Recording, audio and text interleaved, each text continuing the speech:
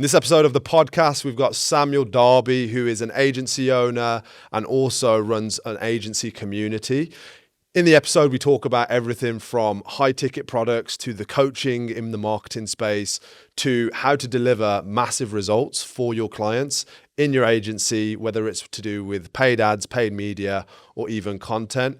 Sam is a lifestyle marketer, self-admitted, and he describes his mindset when it comes to how much money is enough money for an agency owner or a marketer, and also what got him to the place where he could build and scale his own agency, use growth to a point now where he's no longer involved and it's still running and thriving. Make sure you check out this episode in full because there's a lot of value, a lot of perspective. And I recently reached out to Sam to come on because I've been a fan of his for a long time. His content output is amazing. His track record speaks for itself. And I know everybody who listens to this episode is going to get a lot of value if you stick to the end. Let's get into it. Sam, welcome to the podcast. I still haven't named it yet, by the way, so I can't tell you what it's called. No worries. Thanks for... But anyone who's listening and wants to know a little bit about who you are, before you go off on that, the reason why I've invited you down, number one, I've been a big fan of yours since probably the first ad that I saw for your agency. Number two, obviously I reached out. We had some good chats around the industry, the space, the clients as well, and how that's going. Yeah. But in general, bro, I feel like you're adding a lot of value to the marketing space, especially here in the UK, and of course, wherever your YouTube videos reach as well. Mm-hmm. I've got a lot I want to cover with you, but for anyone who doesn't know you, what's the rundown? Who the are you? Yeah. Cool. Well, thanks for having me. I appreciate you inviting me on. It's probably the first actual podcast I've ever done, which I said before. Just crazy, by the way. Yeah. No, for someone who talks so much. Yeah. I spend a lot of time at home on my computer. First of many, I hope. Yeah, making YouTube videos. But yeah, I'm a kind of marketer by trade, I would say. Started off in about 2018, 2017. I was at university, and I sort of stumbled into marketing. I really enjoyed the concept of it. I used to read books about it, and I used to be a personal trainer. That was kind of what I did for extra cash while I was at university. And I used to run, this is back in 2017, it was easier to run ads and it was simpler to run ads. I used to run ads on Facebook targeting, men and women over 40 in the local area. I'd run it to a Google form. There'd be no pixel tracking, none of that. And I used to use that to get clients, and it used to work really well. I'd spend like 20, 30 quid, get 12 leads, call them up, get 4 of them into the gym, get 2 clients on like 10, 20 session packages. And I was like, kind of opened my eyes to the whole concept of if you can get something profitable with paid media, then it's, it has a huge upside potential to that. So I kind of got into it that way. Met my business partner at university, and together we grew, we worked together with our agency for like a year or two, kind of unniched and working in loads of sectors. I've done e-com, I've done clinics, like beauty products, I've done gyms, and then obviously stumbled into home services, home improvement around 2020-ish, around that time. And during that year, we kind of grew quite quickly. I think it was partially down to the fact that COVID happened and like home services kind of was on, kind of blew up in a way. And I guess, I can't remember if it was how purposeful it was or how lucky it was. I can't really remember, but we stumbled into that sector. And we ran that company for like 5-6 years, and then he still runs it now. And now I focus more so on my YouTube content, and I also run a community for media buyers, agency owners, mostly in the brick and mortar sector. So most of our members are running ads or doing some form of service, lead generation service for brick and mortar industries, primarily anyway. So I've kind of gone from being full-time agency sales to a little bit slower now, which is quite nice. Well, people might be surprised, which I just discovered, of how old you are, because you're running around like a baby-faced assassin. Yeah. How old are you now? So I'm just turned 30, big 3. Wild. No, I want to see your passport, dude. I don't believe it. And I want to see your genetics, where this has come from. Yeah. Unpacking what you just said there. Yeah. So you danced around a couple of niches. Mm-hmm. Home improvements was obviously on trend and popping off during COVID, and you guys were just there. Yeah. Maybe it was planned, maybe it was a bit of right place, right time. Yeah. What do you feel was the advantage, apart from the time and the demand that was there from purchasers, so loads of opt-ins that you could generate for your clients. Yeah. What was the difference between that niche and other niches that you kind of recognize, oh, this is a lot better of a place for us to operate? So there's no niche is perfect. Obviously, we all know that. The one good thing about home services, is, especially at the time, was the order values.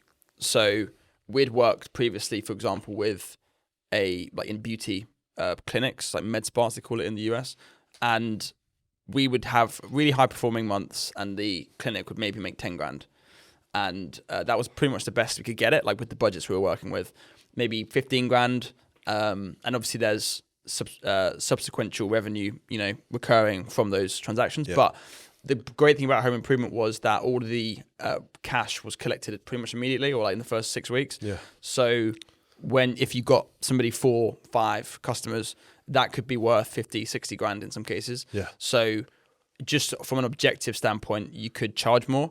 Yeah. But also at the beginning of COVID, there was a surge of people buying these products because people didn't have necessarily the spending power elsewhere, so they kind of moved that money into their home, but there wasn't as many companies installing, so you kind of got a surge. So when you did get a client, it would succeed easier. And then towards the end of COVID, what happened was loads of even installers or contractors would start their own companies, jump in the game, and then there was loads more, and then the kind of demand tailored off a little bit, so it got a bit hard. But it's still a great sector. There's lots of great industries, but I do think one of the things people don't look at enough is the like AOVs, like the order values of the industry. Yeah. And actually in my one of my YouTube videos, and also in my community, I came up with this 4-part grid system for like scoring, like niche scorecard, I called it. I made it up, but nice. It's just like you've got like trademark TM. Yeah. You got like TAM, which is like total addressable market. Like there are some sectors where there's just not that many customers. Yeah. It's hard to market. You've got AOVs, which is obviously the order values. You've got ease of delivery. And then I can't remember what the fourth one was. we'll check on it later. Yeah. We'll do you can do an overlay if you cut it up. I'll put an overlay. And what does that give in terms of a score on Yeah. if you should be targeting that niche or not? I would just get a score out of 10 for each of the 4 quadrants, and then you'd score the overall niche out of 40. Yeah. And that kind of gave you an idea as to if it was going to work or not. Yeah. But then again, there's also this element of there are some niches which are, for example, have lower TAM or maybe a high TAM but have low order values but have a really high ease of delivery. Like delivering the product is super easy, so you can charge less and it's easy to scale or systemize. Yeah. So it's not always about the order values. Like I think some of the best sectors have 500 to £1,000 order values, but they're easy to market for. Yeah. Then you got restaurants or chain things like that where it's low order values, really hard to deliver. Yeah. It's just nightmare. So yeah. Right. When it comes to your community, let's talk about it. So what are some of obviously you're aware we run the Start and Scale Partnership. We've talked about it before. What are some of the main challenges you're seeing with startup agency owners? Our program is more for people who have got proof of market. They've got a case study at least. So they have a level of marketing skill to deliver results. But from what I understand about your community, it's kind of open access for people who are either at that level where they've got a few clients under their belt, or they're just trying to get on the board and start their business. Yeah. What are the main challenges they're facing right now in 2025? There's one actually I talked about yesterday. I mean, there's a few things, but the one main one is if we're talking about the lead generation industry specifically, if you wind back maybe 5 to 10 years, generating leads was maybe harder. Or there was more friction between who could and who couldn't do that, and there was less advertisers, there was less competition generally speaking on the platform. So if someone left their details and the company called that person, they would answer the phone and progress to the next stage, or at a higher rate than they do now. We've kind of moved now where there's like a third stage. Other than the lead gen and the sales, you've got kind of like a nurture stage in the middle, and most agencies don't do any of that. So they're trying to sell, for example, Google ads, or they're trying to sell Facebook ads. But companies don't want Facebook ads. They want customers or potential buyers or qualified buyers, right? So I think the biggest thing is that most agencies don't cover that middle section, which is the nurture stage. Yeah. I think that's the biggest. For their clients as a service. Exactly. Yeah. And that's where they're losing clients by not getting them the results. Yeah. One thing I we recommend for the majority of our start and scale partners is going multi-service. Okay. So it's exactly that. It's kind of taking advantage of, okay, you're great at content. Yeah. If you're great at content, you're responsible for the creative. Mm-hmm. You're responsible for the strategy, but what's happening on the distribution dictates the value of your production. Yeah. So who's managing the ads and how much revenue is that generating, or who's managing the distribution organically? Yeah. And that has a big impact on how much reach it gets or how much engagement it gets. Yeah. And that's the way we do it. Yeah. How do you, apart from your 4-step model, how do you teach your community to, or advise them to increase their average order values without just doing the obvious thing? Oh, our Facebook ad service is now double the price. Yeah.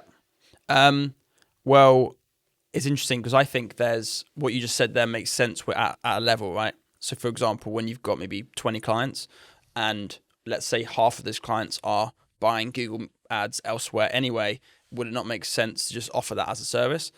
Most businesses would rather have all of their stuff done under one roof. Yeah. I've heard that hundreds and hundreds of times. You know, I'd rather you did it. I've got another guy doing it, but I'd rather you did it. Do you do Google ads? And I would say no, we don't do Google ads. And you know, I know for a fact that we could have increased revenue by doing that. It's not easy just saying it, but you get the idea. But to get to that first, the hardest part is getting like that first sort of 5 to 10 clients. That's the hardest part. And I think people try and do too much, maybe. But also I think it's the way they're selling it. So if you want to sell out higher, there's a kind of a risk tolerance. You've got like over here, you've got the guy who runs Facebook ads, doesn't necessarily know if any of those ads are going to work and generate leads, and slaps a sort of $300 retainer on that. And then the other side, you've got the guy that says, hey, I'll bring you customers, but I want 20% of the value of that customer.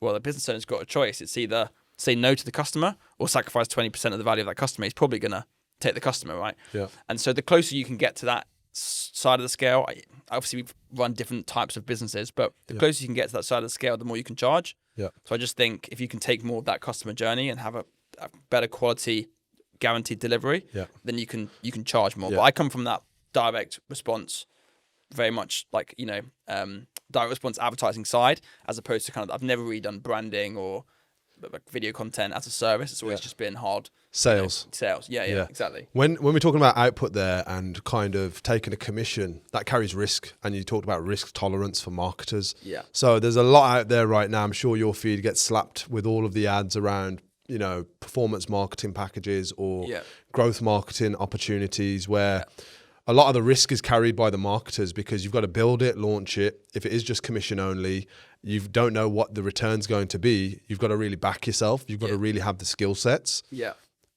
What is the best performance marketing setup that you've seen and actively used in your agency? So I think the most important thing is that you don't charge on anything that's outside of your control. So for example, a lot of people will join the community or I don't know, even just leave comments on YouTube or send me an Instagram message or something and say, oh, I've managed to get 3 clients, but you know, I have no case study, so I'm just taking like 5% of any revenue that I generate. And I would sort of say, sounds great in principle, but do you honestly think if you're running ads for a product that's worth £1,000 and out of one of those leads, a 50 grand project comes up, do you think they're actually going to tell you that you generated that? They're probably not going to, are they? So it's like, I don't really like that. I think try and sell on the controllable outcomes. So for example, if you're able to actually control the leads you're generating, control that experience and take them from being a sort of bite or lead to being qualified, to being scheduled, to turning up to a consultation, that you have full control over that. So you can charge for that stage. And that's just one step before the sale, right? Yeah. If you're not out there selling the deal, I wouldn't personally, unless it was a really, really good opportunity, I probably wouldn't work on a percentage basis of revenue, which is sold by somebody else. You have no control over if they even follow up, if they dial more than once and say the lead's dead. We just had, look, we're a risk-taking mindset business. Like, we like to see scalable opportunities. We recently took on a campaign which was a commission-based campaign. We were handling the sales process, but the big bottleneck. So I did exactly what you've just described, right? I installed a team. We had 2 people on the phones. We're generating the leads. We're fronting the ad spend. We fronted the content shoot costs. We're committed to this. And the commissions were 4-figure commissions per sale, if you like. Nice. So we're very confident. we know we can generate leads in this market. We're doing it already. We're Yeah. going to customize it for this campaign. Client doesn't have to do nothing except for process the successful orders. Yeah. Right.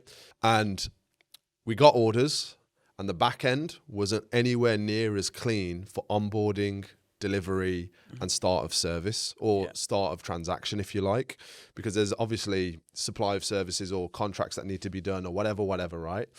And we ended up going 8 grand into the campaign ad spend plus the content cost, down about 12 grand before we just said, you know what, we've got to shut this off. Yeah. And it's easy to get, as marketers, excited or interpret opportunities that have sometimes been sold to you by clients like, yeah, you should do it on performance. This is great. Yeah. It's easy to be influenced by that, especially if you're not experienced and you haven't done it before. Yeah. Which is where some of those kind of examples of you saying a rev share, especially in such a vulnerable period of your business as a startup agency, is absolutely not the target. Yeah. I think that's something that you build up to.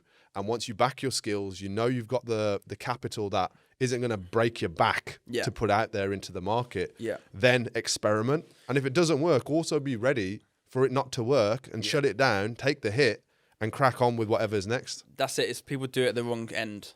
They do it at the start when they. Why do you think that is? Because it's easy to sell. You know, it's easy to say. They all, you know, we've all worked in sectors. They always say, "Oh yeah, well if I win, we're all winners," and so this and it's like, yeah, right, but like, See, it's people don't realize clients are salespeople too. Yeah, exactly. Yeah, and some of these people, and it's funny in the partnership we've got, we see some clients in the same niche. Yeah. Leaving one, joining another, leaving one, joining another. Yeah. And it's like, when they're getting onto those sales calls, they're not realizing that this person has experience with negotiating with agencies already. Yeah. And you have to be quite aware of how tactical some business owners are that love to just agency hop. We call it agency hoppers. Yeah. They're going to be with you for 3 months. They're going to jump to another one, then another one. Yeah. And they're never going to be satisfied. And they're always going to ask for more, right? Right, yeah.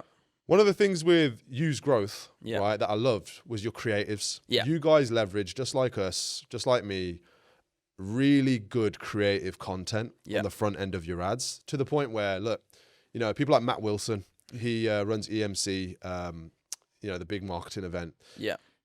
I reach out to marketers when I love their ads because I'm a fan of the industry, and I love seeing other people be creative and execute ideas. Yeah. So the same way I reached out to Matt, I reached out to you when I saw your ads. How impactful was the creatives that you were running whilst you were operating in that, you know, as your sole focus? Yeah. How important was the creative side for generating not just volume, but quality of leads for you to close as clients? Yeah. So we weren't doing, actually, it seems like the product seems to have improved since I've not been there since actually, funnily enough, like there's lots more going on, like video content. Takes a lot of humility to admit. Yeah. So you're offering more services, they've become a bit more I think so, yeah. Offering professional video content, got like an on the ground full-time videographer doing content, which is really cool. Yeah. But when I was there, actually, there was nothing particularly unique, I would say, about the service necessarily, right? But our marketing was really good. And why was it good? What were the specifics? Well, there was I never really thought about it in too much depth when I was doing it, but there was a whole process going on in the back end, right? Like it was. Let's start with the front end side of it, right? Yeah. Because I think people often will run like testimonials, and those are good, but I think actually they have a place more in like middle of the funnel as opposed to like front end of funnel, right? They're more of a justification to buy product rather than the reason to buy the product, right? But we see things like UGC content work really well, but a lot of brands will just focus on the angles. So what I typically did was, if I took, let's say I took Use Growth's service and like typical clientele, it's like understanding your ideal customer profile, what they call ICP, right? And like what their challenges are day to day, like what they face. And they don't want ads. They want to replace the tools that they're using. So they're buying leads from platforms. So the biggest, on sales calls, I would always get told, I would buy leads from Bark, but like they're being sold twice, 3 times. Oh, just twice, 3 times? Well, exactly, yeah, more like 5, 6 times. Yeah. You know what? On our pay-per lead, just to interject, on our pay-per lead campaigns we do, one of our biggest sales points is, obviously you want to preach to the choir. I always recommend you sell to people who are already buying. You don't ever want to be someone's first.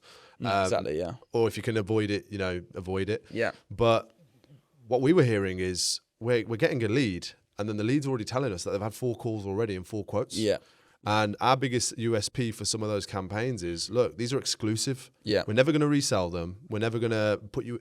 I can't believe it's the market's in this place. I can't believe where businesses are that desperate for lead flow that they're willing to pay a cost, even though it's a cheaper cost than what we might charge, for entering an auction.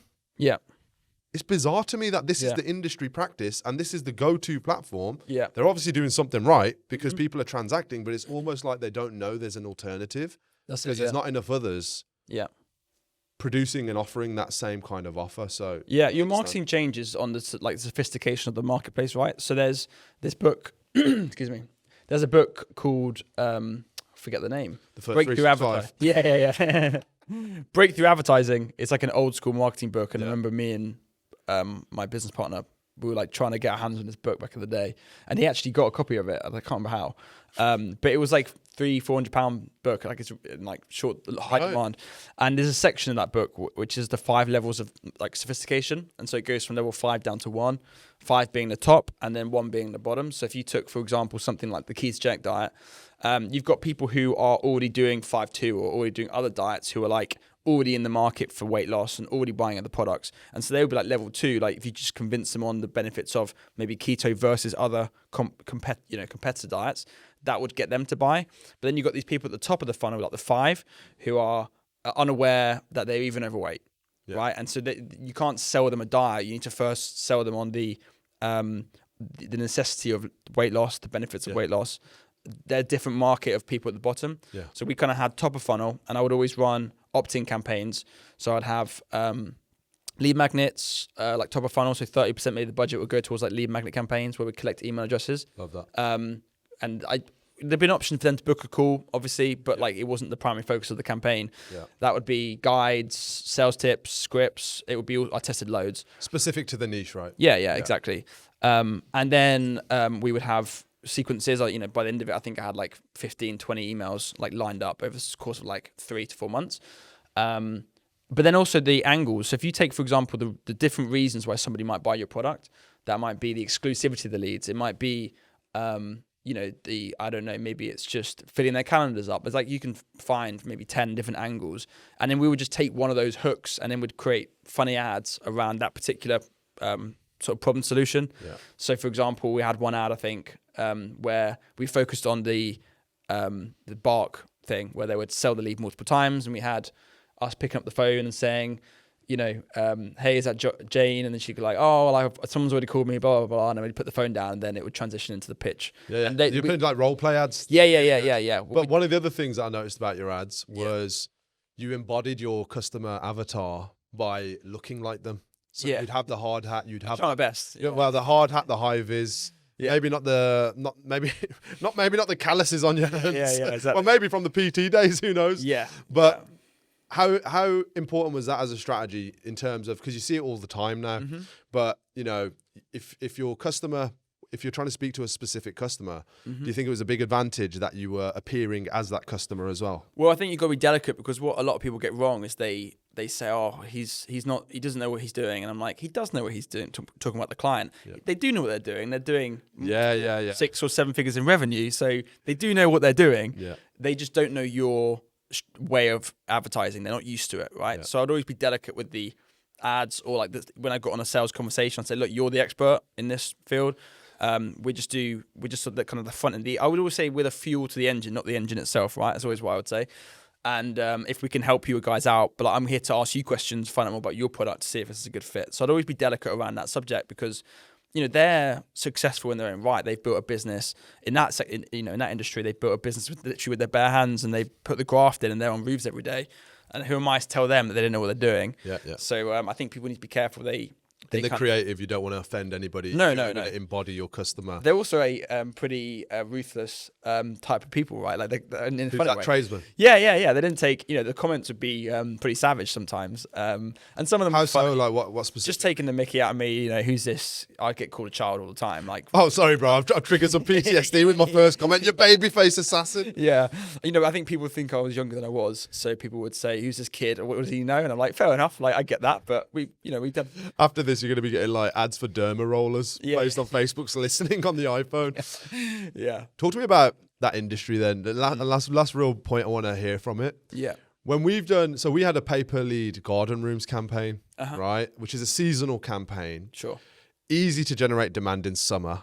Mm-hmm. Everybody's thinking, oh, I'd love to just have a little outhouse or an office or a gym or a little, the golf simulators are massive now, right? Yeah. People are getting these setups. Yeah. There was like a Paul Scholes video where they showed the build of Paul Scholes' simulator. Wow. Unreal, bro. Yeah. Unreal. Yeah.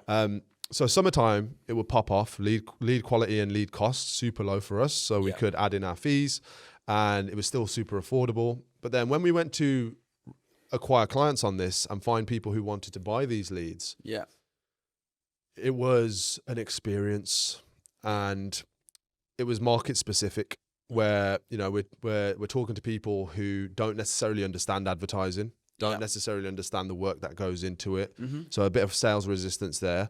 And at the worst cases of it, my team were getting quite frustrated on the phone saying, dude, this guy's English, but I can't understand a word he's saying. You know what I mean? I don't know if that's because of where they're from or, but these are British people and they can't even understand what they're saying based on who they are. Yeah. Try talking to a Glaswegian roofer who's been on the roofs for 40 years.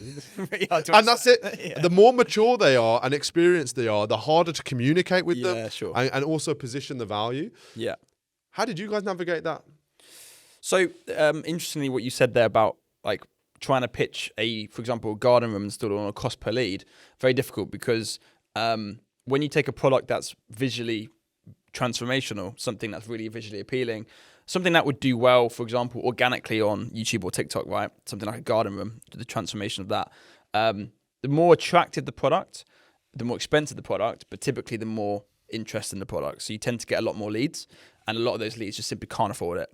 So with garden rooms, you might get leads for like £10, right? Yeah. So we put in a lot of pre-qualification. Okay, fine. So we're happy to pay a more expensive cost per lead for a better show rate, better contact rate. Yeah. And obviously you've got to qualify income. Here's the qualifiers we did. When you want your garden room, what you want to use it for, how much budget have you got in the bank? Yeah. In not so many words to purchase. So obviously the only leads that we sold were, I want a garden room now or within the next 4 weeks. Yeah. And I've got over, some of these garden rooms, the ones that people really want that are on the adverts are 15K starting. Yeah, right? Perfect, Okay, cool. We had a clean list. So we had all these inquiries which are locally targeted to the different areas. So we had the radius campaigns on. Yeah. But one of the other problems that we had with that market is that as soon as they'd sign one deal, they'd go have their appointments, they'd get a deposit, they're off. Yeah. We don't need any leads. And recurring revenue was very challenging because as soon as they get a deal, they weren't big enough as an organization. Yeah. So then we changed our strategy and we said, all right, let's just go after the biggest garden room suppliers in the UK. Yeah. Just so happens down the road is a business called UK Garden Rooms. Yeah. Just so happens one of the people managing the Instagram knows my partner Holly. Yeah. So I outreached them and they got back to us. We pitched them and they could have fulfilled a lot. Yeah. But they were already doing great numbers from their exhibitions, their shows. Right. Yeah. But the main challenge was the people we were trying to sell to. Yeah. Their awareness. You talked about the different levels of awareness. Yeah. These guys were problem aware, but they were not solution aware. Right. Yeah. Which means that it was hard to communicate with them. Yeah. A Glaswegian roofer of 40 years. Yeah. I mean, what kind of challenges, just from a top line point of view, would you have pitching someone like that, just for anybody who's in our space? Yeah. To kind of know how to navigate that. So pitching a roofer, for example, who only... Nothing against Glasgow, by the way. No, yeah. Who only does roofs versus a garden room company, two different conversations. The garden room company is probably a lot more sophisticated from a marketing perspective than the roofer may be. So the roofer would deal in very more quantifiable stuff. So things like how many customers am I going to go and pitch? That's how he would see it. Yeah. So if you're able to say to him, hey, look, we're going to get you... I would always work backwards from the end goal. So if that client says, I'm doing 30,000 a month or 50,000 a month in installs, and maybe that's across maybe 8 installations or something like that, he would say, typically the conversation would go, I can hire another sales guy, but I'll need 4 more installs a month to make that make sense. And I'd be like, okay, so if you need 4 more installs a month, that's maybe 25 grand in revenue. You probably let's play on the safe side and say you're going to need about, 12 to 15 appointments, qualified appointments. So if we can get you qualified, confirmed appointments, let's say with houses that are valued at 300K or more, for example, would you be happy to proceed on a basis of paying us on average X amount per appointment? And it doesn't mean you have to charge an appointment. I just mean you have to break it down in that way so they understand it. So you're working backwards from the result, and that kind of helps them understand how the fee might work. Yeah, appointment setting right now is a really good service, so we offer that. So on our pay-per-lead campaigns, what we realized is we hand over a lead sheet, and they've got their own follow-up process, which is usually quite poor. Yeah. So we'll then say, okay, look, we'll guarantee that we'll get your appointments to show. We will qualify them on a physical call. So we've got dialers, and they'll book in the time after they've opted in, or even if they've booked in their own time, they'll double dial, make sure that they're turning up and they're qualified. But it's going to be an extra cost because we've got to validate that cost. But you'll just straight into pitches, which a lot of our clients love. Yeah. Pulling out of the trade section for a minute. Sure. I'm sure we'll return. Yeah.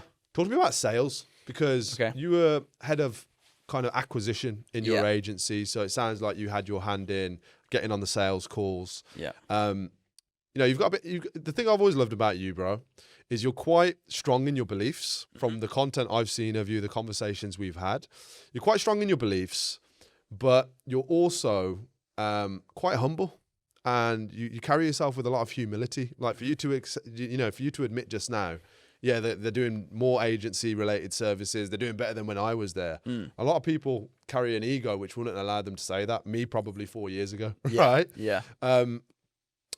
Where does that come from, in a sense of like you getting on sales calls? Yeah. Obviously, we want to go into what works, but I remember at a point where I refused to take sales calls because I had 6 people dialing all of the book calls, all of the lead forms. And I was like, look, I've automated that now. Yeah. I'm above it in a way when I first experienced that. Yeah. But it sounds like you, from when you were in that agency, you were just hitting the phones, you were making sure you're getting your offers out, you're following up. Was that the case? Yeah, well, I think I'm just not the best people manager. Like, I'm more of a doer of myself. So I did sales pretty much for the whole entire time up until maybe 6 months. Maybe a year ago, I did pretty much all the sales. So that meant I was doing intro calls, I was doing the demos, I was following up, I was doing all the emails myself. Literally, I never thought to hire anybody to do it, to be honest. I just thought, well, I can do it better myself, so therefore I should just do it myself. That was just my attitude. That could have been a massive reason why you had the success you had. Because, maybe. One of the things that people don't realize, we used to have a program, if you like, called CEOs Don't Close. Yeah. So I was like, I don't have to sell no more. Neither should any of the agency owners out there.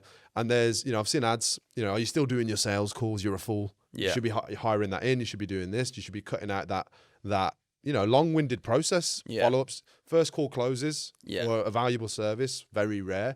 You also don't want them in most cases because, there's going to be buyer's remorse and whatever else, right? Yeah. So for me, when I had that program and I was teaching people to get off the phones and hire somebody to do it, one thing that I didn't consider at the time, even though I was doing it, was I'm handing over every one of my leads. That means every one of these leads that has brand positioning because of what I've done, the quality of service, the reputation I've built, I'm giving those all away. Yeah. Now, even if that team hits target, I know for a fact, given the cost of sale of them hitting that target, I'm losing more profit on these deals, and I would convert higher if I just put in the blood, sweat, and equity on these calls, right? That's it, and I feel like that's a massive risk that you have to calculate. Now, right now, I sit here and say this as we've got salespeople on the phones, managing their own calendars. Ads are connected, appointment setters are connected. But it's nowhere near as aggressive. Was that a tactical thing where that was really your just main focus and strength in selling? Or was it like, I don't want to lose money, I don't want to take risk on somebody who I might be able to outperform? A bit of both. I think we actually hired a salesperson, overseas salesperson, for like 6 months. You say overseas? Where? In South Africa. And same time zone. Yeah, exactly. And this was, I don't know, a couple of years ago. And we had really good lead flow, but they just couldn't close. Like, I probably was my training wasn't good enough. How long did you give them? Like quite a while, like 6 months. That's probably too long. But they were really good. They were good at other areas of the business. I think that's why we kept them. But I just closed better. it's not so much like I closed better because there's much better salespeople than me. Yeah. I actually went to a meet up / mastermind, whatever you want to call it, with a bunch of other guys who are kind of in the sort of marketing industry, whether that be agencies or coaching or whatever they're doing. I think I watched a YouTube video. Possibly, yeah. I was chatting to one of these guys and they were sort of saying, they were selling like 7K programs to like chiropractors. And I was like, I would never be able to sell that to a chiropractor. I don't know what you're doing, but there's no way I'd be able you couldn't position that offer. No. How you feel. I was much more the attitude of, look, if we can sell at a price that they're comfortable paying every single month, the value is there and the margin is there, that's a good price. Yeah. I didn't feel the need to, I would rather have a reasonably low churn rate and a reasonably fair monthly figure. Yeah. And that's just how I did it. And that's kind of how I recommend people do it in my community. Yeah. A lot of people don't recommend you do that. They've got like big guarantees and, big pay in fulls and stuff like this. Yeah. But, I didn't feel the need to do that, I suppose. I was profitable from a marketing perspective and the front end. So what kind of average order values were you aiming for? I think we had an average order value of about 1,900 a month. Okay. So that varied from some clients would pay 1,000, some clients would pay 3,000. Yeah, so that's kind of like a high volume, lower value in terms of market rate, and that's just from my understanding of what everyone's charging, because we hear it from clients what they're getting charged elsewhere. Yeah, we also have obviously 70 active members in our community right now. Yeah, who we know what we're recommending the market rate to be. Right. Yeah. How many clients did you guys, when you were operating that, how many clients did you actually have on the books then that you were delivering for? Yeah, I think I can't remember the max, maybe 45, 50 maybe at one point. How many delivery team members did you need for that? We did like kind of like sort of like a pod system where we'd have a media buyer and a account manager, and they'd maybe manage 20 accounts. And then we had a designer as well. So sub 10 team members.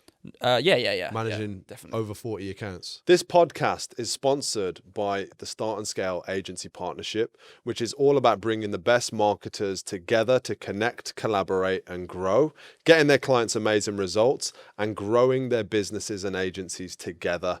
If you are an agency owner or marketer looking to scale this year, click the link in the description box below to find out more about how we are bringing the best marketers together to connect, collaborate, and grow in 2025. Yeah, I would say so. And was that comfortable? Yeah. Was that a challenge? Was it, because pretty comfortable. The way I look at it is, what was your delivery system then? Because that's interesting to me. Yeah. Usually, if you've got 40 accounts, controlling the administration of, let's say, 5 of those accounts message you on a week-to-week basis for an update on something, or they don't know where something is. Yeah. How were you delivering that service on 40 accounts with a small team without being overwhelmed and overrun? What kind of delivery SOPs did you have in place? Oh, I can't really take any credit, to be fair, because my business partner was really good at the operations. Yeah. So just having what he did really well, which I probably didn't do very well, was just have eyeballs on everything at once. So being able to go somewhere and at a glance see how everything's doing. It's sort of being proactive rather than reactive, right? Which is something he would say. So he would have every client report, like one page where we could see the performance of every client, the spend, the leads generated, overall performance, like comparable to the previous 7 days. We'd have time since last contact. We'd have kind of like a score we'd give the client. I can't remember what it was called. Performance score, maybe. Yeah, overall satisfaction, performance, mood, whatever you want to call it. Which is like, we call it client health. Yeah, client health, exactly. We've got account health, and we've got relationship health. Exactly that. We monitor both. That's exactly what we did. Because you can have a great result, but if they feel shit about it, you're losing. Yeah, exactly. So he did a really good job of that, and we actually did everything through WhatsApp. All the client comms were through WhatsApp, so we'd have work phones, and then we'd have WhatsApp groups, and you could add labels. You could have if you hadn't read it, it was unread. It was as simple as it needed to be. Yeah, go check in on that account. Yeah, and also a lot of I think a lot of communication can be handled via message. You don't necessarily need to jump on a call every time. Yeah. I think a lot of agencies maybe get that wrong. They think that, let's hop on a quick call. There's no need. Like, hey, I'm having I have no leads since Wednesday. Let me check that for you. Yeah. Okay, cool. I've just spoken to the guys. I'll come back tomorrow if you've got any problems, but we're going to make some adjustments, changes, whatever. Quick couple texts and problem solved, right? When it comes to client comms, we obviously recommend Slack. Because most agency owners don't start with dual phones. They don't want the hassle of that. So rather than giving your number, because sometimes a client might jump the gun and they've got an answer that they just need to wait 10 minutes to receive, but they start dialing up. And of course, we can put them on the system and it's got forwarding, so they'll get an answer. Yeah. But at the same time, you can waste time when actually, if you just put a client channel with all of the team members who are working on that in a Slack channel, the same kind of thing. Yeah. If you want to book a call, here's a bookmark. We do, and we recommend for every agency client that they get a weekly report, which is like a 2 to 3 minute loom, just an overview. Yeah, that's nice. And then a bi-weekly call, as well as their Slack channel if they need daily comms. So that's kind of what we recommend for all of our community as well. Yeah. When it comes to, you just talked about high ticket prices, 7K programs to chiropractors. Yeah. I've never heard of that one yet. Yeah. But I'm sure there's a high ticket offer for every industry out there, right? And I'm sure many of them are valuable. Yeah. Talk to me about high ticket, because I've seen on your YouTube channel an angle, which is you're offering a low ticket service, obviously for the right market, which is kind of startup agencies and marketers, which is great. And I know you're over delivering on value in there. Well, I presume you are. I don't know. Well, I don't look at the monetary. When I look to help somebody, I don't look at how much they're paying me first. Yeah. I just think they're my community, so I'm going to help them equally. Whether they were paying me £1,000 or £100. One of your angles, right, is don't pay thousands of pounds for agency support, consulting, coaching, mentorship, whatever the word is or the phrase is. I don't. What did you? Oh, training. What did you call it? Teacher. Yeah, teacher. Yeah. Just a teacher. Yeah. Get the goggles on.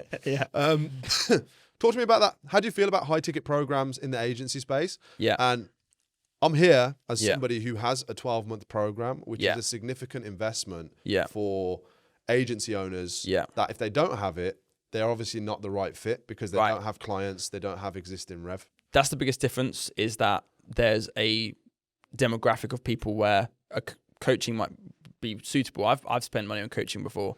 I've had people in like life coaches. You've had equity partners in your business? Yeah, exactly. So I've had, I've done a lot of that kind of stuff, but I was in positions where, let's take, for example, YouTube now. I'm at a point where YouTube makes me money, and I don't just want to watch a course on YouTube to improve YouTube. I'd much rather have somebody just coach me, look at my channel, and even an hour with them, even if I paid £1,000 or £2,000 for that hour, probably worth it. Yeah. Because they can look at that and they can give me some direction and then point in the right direction. So coaching is 100% worth it. Yeah. I think just the only challenge is with is when people are at the start of their journey.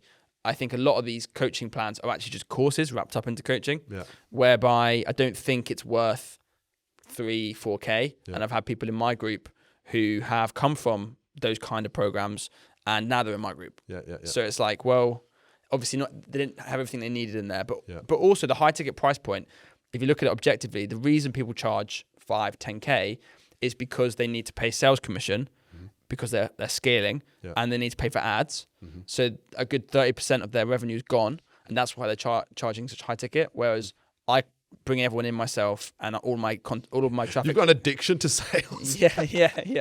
Well, all of my. Your whole life is just direct response sales. Yeah, but there is no sales because it's like I don't charge that much. Yeah. I charge what I think is a fair price. Again, what I said, and it's all organic traffic, so I don't pay for any traffic, so I don't need to charge a ticket. Scaling a program definitely comes. I agree with you with additional costs. Yeah, if the price.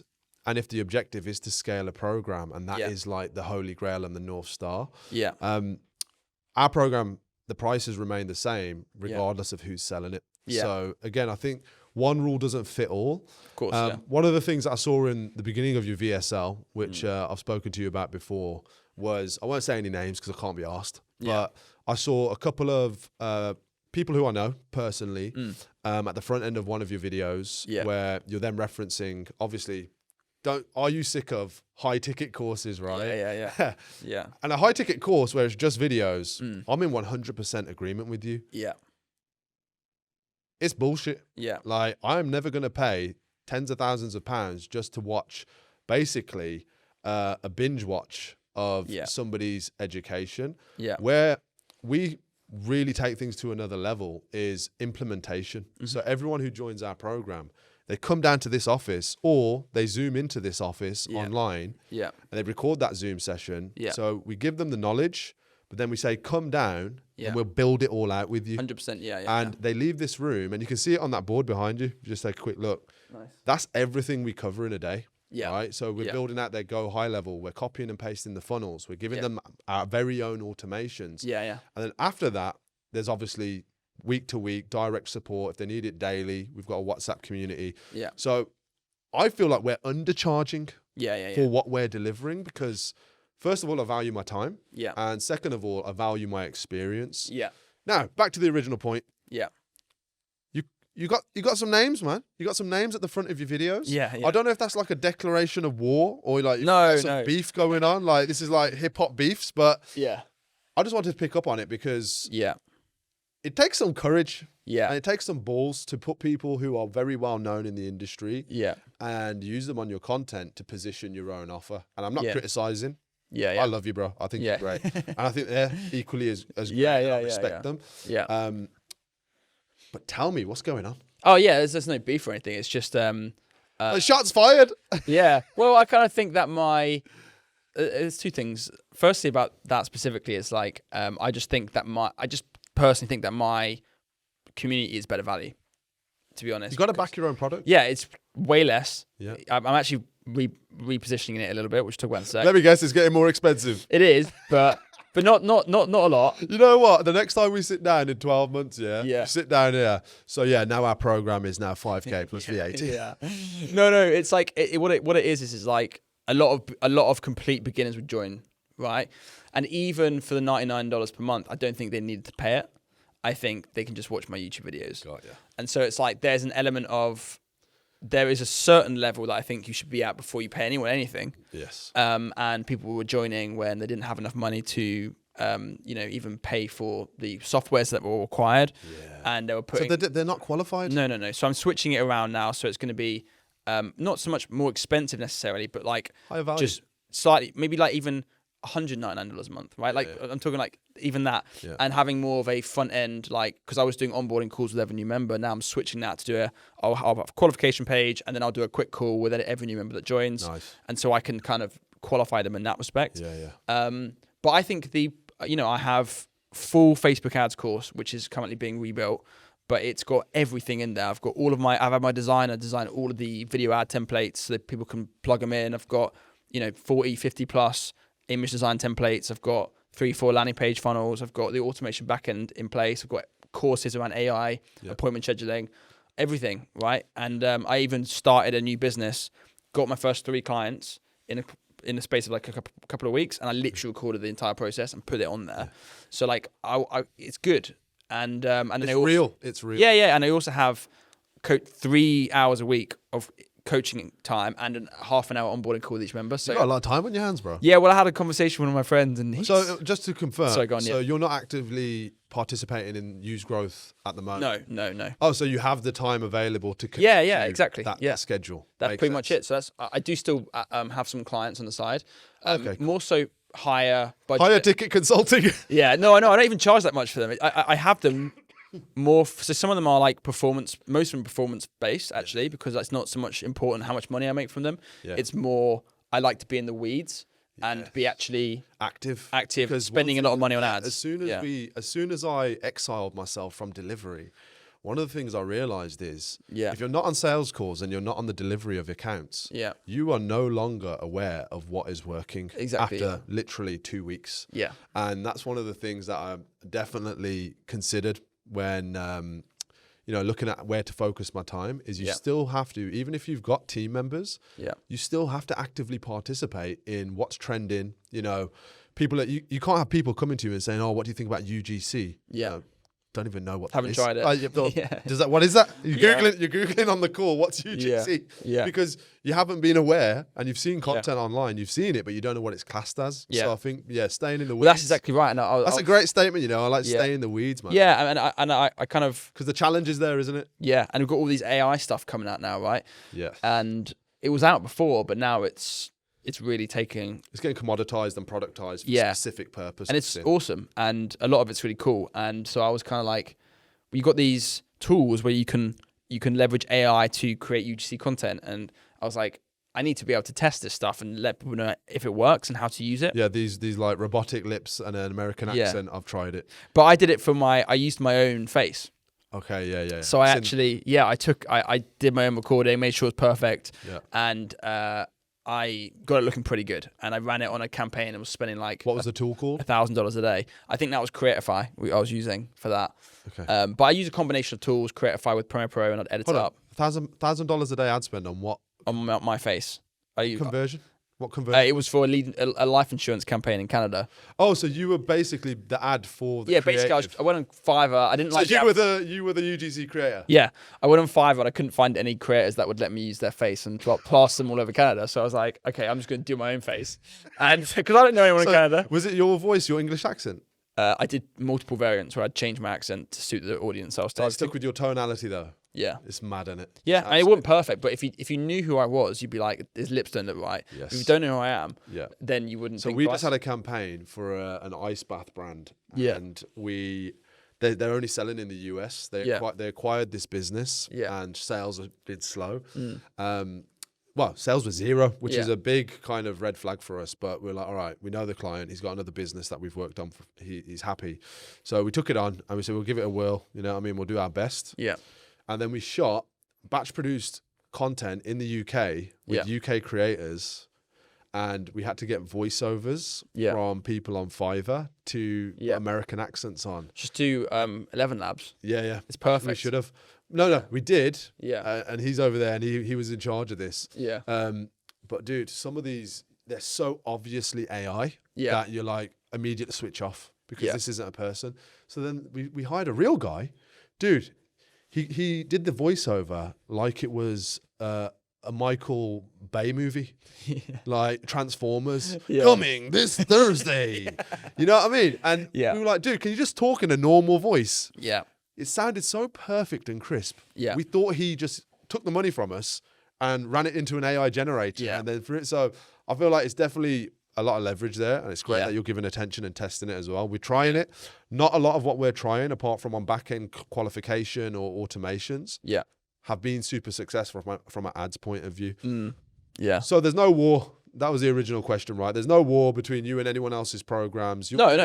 You back your thing. You love the value. You're highlighting the value by basically giving perspective on where it sits in the marketplace. You're trying to increase the quality or the qualification of your members by increasing the value and making sure that people who don't need to invest because they're just literally day ones can just go and watch it online for free from you, from anyone else, right? Right. And what I'm going to end up start doing is taking some of my courses and releasing like 14-hour YouTube videos, which is like everything on there about YouTube, bro. Let's talk about YouTube, sure. Because one of the things that you've obviously got the time for now is content production. Yeah. Number one, you've got a great ability to speak. Oh, thanks. That's probably from your sales background and experience, right?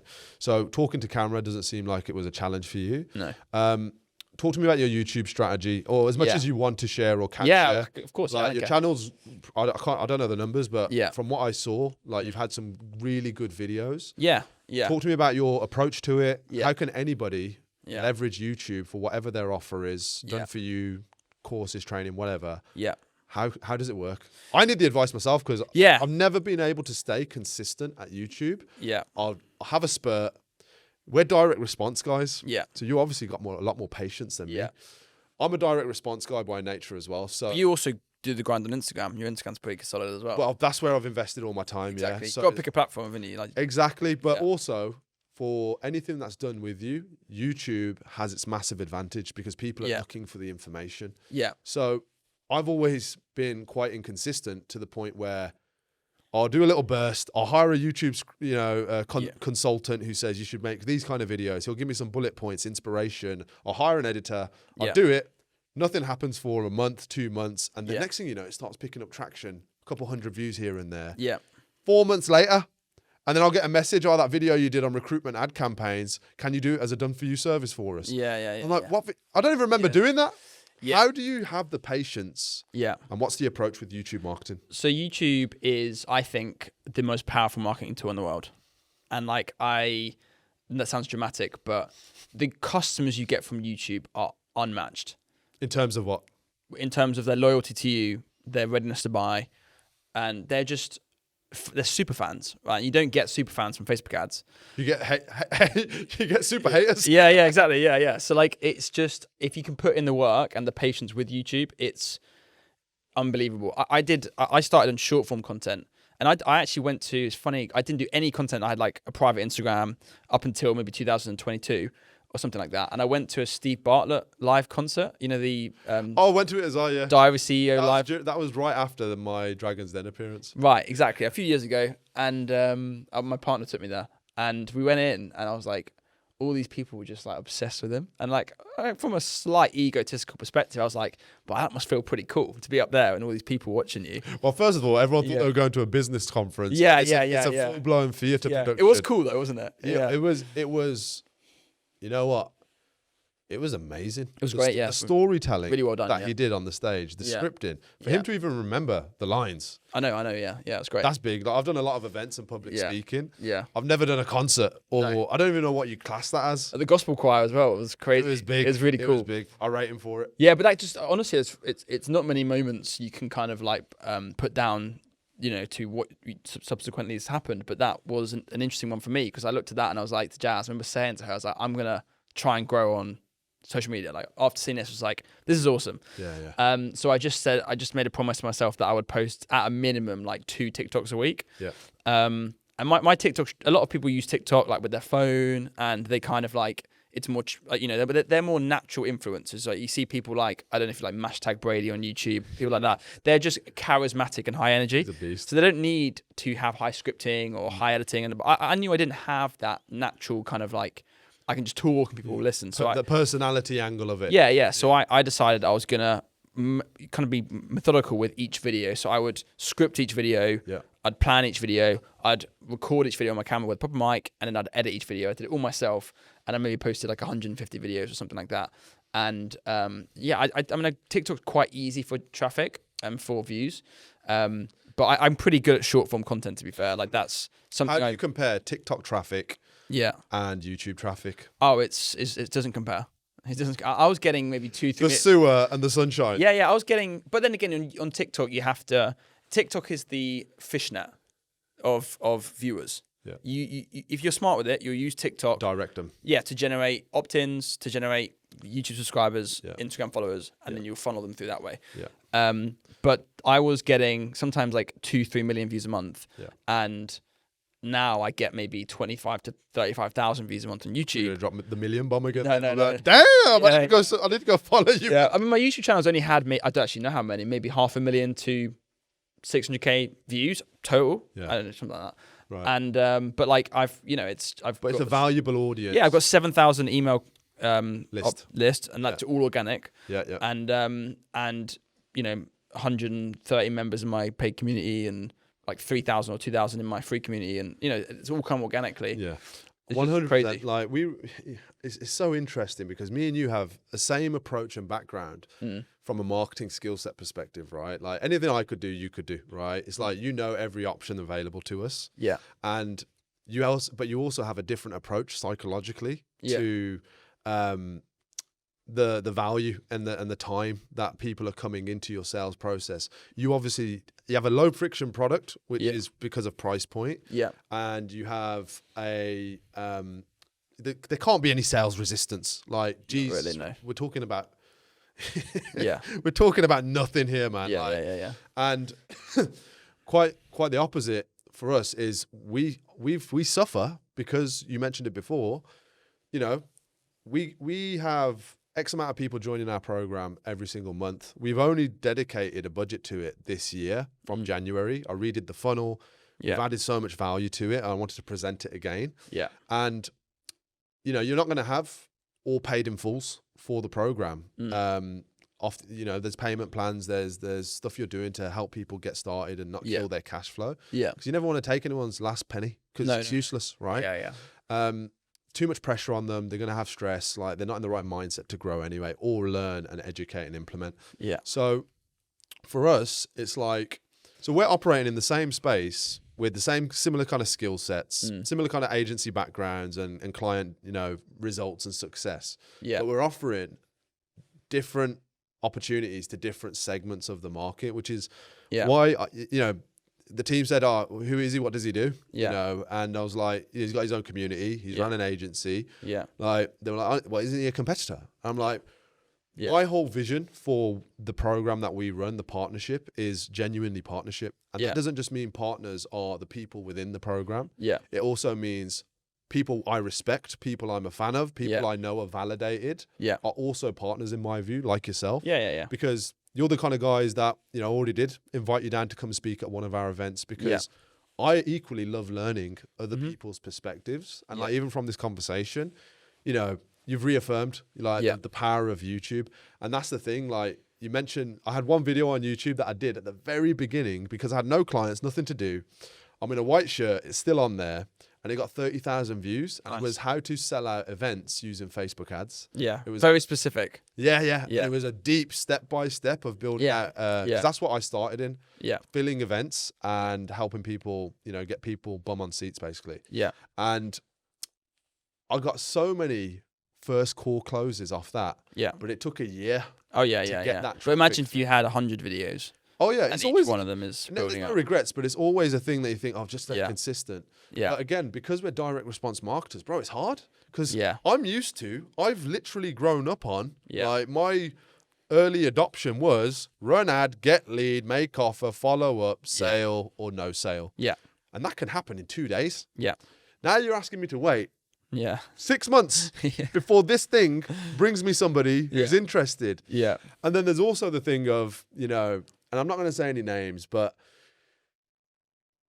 I'm quite comfortable with it because there's people out there who are offering agency consulting, growth partnering, whatever, who haven't got any experience really. Yeah. They might have signed one client. Oh, I could show other people how to do this. Yeah. And I'm aware of market saturation, but I feel that works in my favor because when they see what's out there, a couple of online videos, a couple of, coaching calls, whatever, and then they compare that to the level of personal touch we give. Yeah. So at the last strategy day last week, where we went through that whiteboard, I actually did a quick interview with everyone to say, what was it? There's a million programs out there, right? There's Sam's program. Yeah. What was it about this program that made you choose this over the other 20 ads you would have received in the same period? Yeah. And they all said the personal touch. Yeah. You, the personal relationship, the personal touch. How scalable that is, I'm not bothered about. No, Because I'm going to keep doing it as much as I can. I'm going to keep investing my time. Yeah. Because I look at these people in our community as lifelong relationships. It's not like a thing, reinvest or upsell or how do I maximize AOV? Yeah. It's like, these are real partners that we're going to collaborate with because of their character. Yeah. We can trust them. And nobody's program is perfect. You're going to have troublemakers. You're going to have cancers that slip through the net. The sales team might onboard. Yeah. And then all of a sudden, this person's intentions weren't, absolutely clear or qualified out from the beginning. Yeah. Have you had any experience like that? It's early doors, isn't it? And it's a bit much. Well, I'm more mine's not so much a program necessarily. It's more of a community with education on the back end of it. So actually, for most people who are maybe more advanced, let's say, I don't know, I'm not going to put a monetary value on it, but they have an established business. They don't really need a course. Actually, the coaching element is the more important element, which is where they can hang around on a call or in person with a bunch of other people. Yes. Spitball ideas, come out of that with a bit more direction. Yeah. I think that's more important for those more advanced guys. Yeah. So mine's kind of like, I've more built out mine from a perspective of, let me teach you how to get the basics done right. Yeah. So the ad like a lot of people just don't have an idea for how to make an ad work, like look good and work. And so I kind of teach the basics of it. Yeah. And also there's not a lot of, I was trying to find like a really decent brick and mortar meta ads course. I just couldn't find one out there. Yeah. There was like Facebook ads courses as a whole, but nothing specific. Yeah. And I was like, there's really not that much. So it's mainly for local targeted campaigns. I mean, that's the only thing I know anyway. So like people sometimes say, Oh, I want to let come. Yeah. I mean, definitely not that. But like, yeah, Too much work. I couldn't help him with that. No way. Too much work. Ecom. I just don't know ecom very well. Yeah, but when you compare it to lead gen, Yeah. the workload is much different. Well, funny enough, I might have a clip for you actually. So my brother, he works for his friend, and this friend they're both young, 23 years old, something like that. Yeah. And he says, I'm working for them. They're selling PCs online. So they rebuild custom PCs. They buy old equipment from offices, as far as I know anyway. Yeah. They buy old equipment, they build the PCs, and they sell them to gamers or like young kids or parents who are buying PCs for their kids. So the price is pretty good. And I had a call with them the other day because they wanted to help with their ads. But so I just said I'd jump on a call with you, have a chat. My brother works there. And there's like 3 of them working in this company. And I was like, to Will, I was like, how much are you guys doing in revenue? And he was like, oh, about 85 grand a week.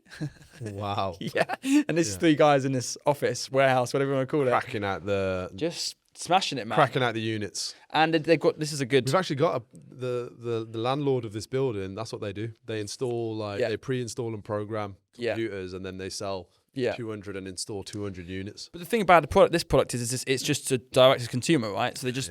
They pack it up and they sell it and ship it. But what's so cool about it is they've got very, very basic ads all shot on their iPhone.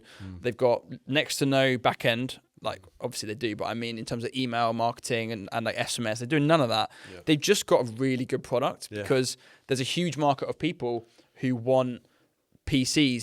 They want PCs for the specs. Yes. So like the RAM and the graphics cards or whatever. That desktop PC over there is a gaming PC. Good because specs. Of how much performance and how quick. Because it's supposed to be for video editing. Right, exactly. And these guys don't care about brand. They just want it for the specs. So they managed to find a way to make these PCs affordable. Yeah.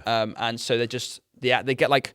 I was on the call, and it was showing me the ads manager, and like it's all a mess, right? But they were getting like 13 ROAS. And I was like, on like one ad, right? Like, and I was like, is this right? Is this tracking right? He was like, yeah, about right. And I was like, 13, and you want to improve it? Yeah. You're like, what? This isn't enough. Yeah, Somebody, we just took on a company, a new client this week who sells racing simulators. Is it China Willing? No. Oh, okay, because I've seen his ones. No. Yeah. He sells. They're like a wholesale sales warehouse for racing sims, and then they also do like days out. Yeah. And the performance isn't great. No pixel on the site. Yeah. But they're getting 50% organic traffic from Google. Yeah. They're doing I won't put. We're working with them, so they're doing tens of thousands per month in sales. Yeah. And it's an exciting one because the product has a massive amount of desire. Right, yeah. And that's what you want to look for with an e-com campaign for us anyway. We want shit that people want. It's like picking the winning horse, isn't it? Yeah, it's like one of the biggest challenges for all of us in any kind of marketing service is trying to advertise shit. Yeah, exactly. And normally you end up with that when you can't get in front of really good businesses with really highly desirable services or products, right? Yeah. One final question for you, bro. Yeah.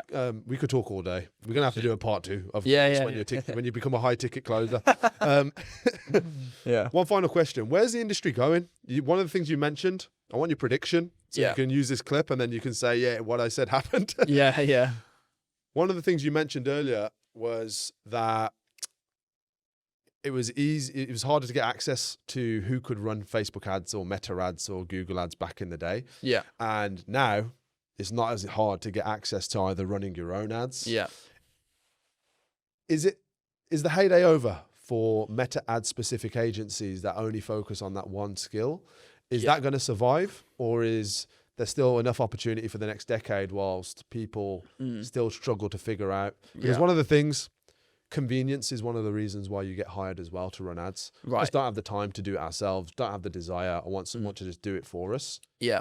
It's not necessarily the skill set anymore. No, I think it's a natural progression. So if you go back 20 years, people were selling impressions. And then you go back 15 years, people were selling clicks. And then they're selling traffic. And then they're selling leads. And we just, as we as marketers have more control and more tools at our disposal, more tracking tools as well, we're just progressively getting closer to the end customer, right? So I think I see AI becoming pretty powerful, and AI, especially when implemented in like your traditional brick and mortar industries, if you do leverage that properly, I could see that being hugely powerful. And I think if you're just running ads for brick and mortar sectors, I don't think that's enough. Unless you're partnering that with something else, such as really high quality content, or really high quality funnels, or something, or working with the big clients who already have the systems in place, plugging in a really cool front end. That then works. But I think AI will replace call handlers, appointment setters. I think that's going to be the next big thing. I mean, it already is pretty big. Yeah, it's already happening. It depends on people's goals as well, right? Yeah, of course. Everybody doesn't need 100K a month to live a happy, fulfilled, and balanced life, and the life of their dreams. Yeah. What's the kind of attitude that you have right now towards income? Because you mentioned, I'm not doing it for the money. Yeah. Very noble cause. Well, I'm not doing it for the money, but here's a Stripe link. Yeah. Of course, doing it for the money. There has to be a value exchange of commitment, right? Right. What is your attitude towards the kind of income that you feel like a marketing agency owner really, if they took it home, is enough to be completely satisfied, and that's all you really need? The rest of it's just bonus. First of all, you got to understand yourself and what your ambitions are. I've met people who are quite evidently more lifestyle business characters, and I've met people who I think are really clever. And not that you're not clever if you lifestyle, but I mean, they've got, they can concentrate on multiple things at once, big aspirations, and they're probably they want something different to other people. So understanding what you want and what's important to you. To me, I don't really want to have like loads of employees and have a big, heavy company that maybe gets purchased one day. I'm much more of a lifestyle business kind of mindset. So I like to play golf. I like to play guitar. I like to make content. And if I could make, $250,000 a year doing that, that's amazing. That's just, what else do I need? Like I'd like to focus on other projects. I'm more of a projects guy than like a grow one business to like 100 million kind of guy. Do you know what I mean? So it's not the empire kind of mindset. No, it's the lifestyle and the quality of life aspect. And I'm 100% in agreement. The big shift for me came from the empire mindset of hiring all these team members and trying to build and build and build. Yeah. Nothing was ever enough. And I wanted more clients, more salespeople, more ad spend. Yeah. And that all changed for me when I had kids. So when I had my firstborn, that's when I realized, whoa, there's actually something more enjoyable than working that I'd rather spend my time doing. That's exactly it, yeah. Most of the time. Obviously, I've got the music background with my degree in sound engineering and production, but like, oh, cool, I didn't know that. Basketball. Nice. No one really knows it. Yeah. There's only so much you need to tell people about where you've been, but basketball is obviously another huge passion, which I really want to get back into as well. And then that's all kind of emerged from a shift in mindset. And there was this guy at an event. It was actually at EMC. He's one of the speakers. Right, yeah. And he was giving me a live consultation at the bar. Yeah. And he was drinking water and I was drinking Negronis. Dangerous. Never a good combination. And he asked me that question. He's like, so business, okay, numbers look good. What are you building, an empire or a lifestyle business? Yeah. And I was like, never even thought about it. Yeah. I was just in full attack growth mode, right? Yeah. Anyway, bro, it's been a pleasure having you on. Honestly, thank you for making the trip. I know it's been a bit of a drive. No problem. I think loads of people that you're already serving are getting the very best that they could possibly get from you. Appreciate it. I want to thank you on behalf of the entire marketing industry, especially with social media and direct response and paid ads, for being one of the good guys. Appreciate it. And you know what?